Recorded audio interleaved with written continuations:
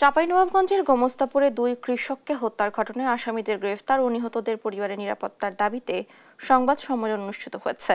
মঙ্গলবার দুপুরে Chapainawabganj town hall ক্লাবে নিহত কৃষক আব্দুস সাত্তার ও তফজুল ইসলামের পরিবারের সদস্যরা এই সংবাদ সম্মেলন করেন। তারা জানান, গেল বছর 20 নভেম্বর গোমস্তাপুরের বেগপুর গ্রামে দুই কৃষককে হত্যা করা হয়। ঘটনার পর হত্যা করা মামলা হলে পুলিশ 7 জনকে গ্রেফতার করলেও মূল আসামি ধরাছোঁয়ার বাইরে। গ্রেফতার আসামিদের অনেকে মামলা তুলে নিতে চাপ দিচ্ছে বলেও অভিযোগ করেন নিহতদের পরিবার।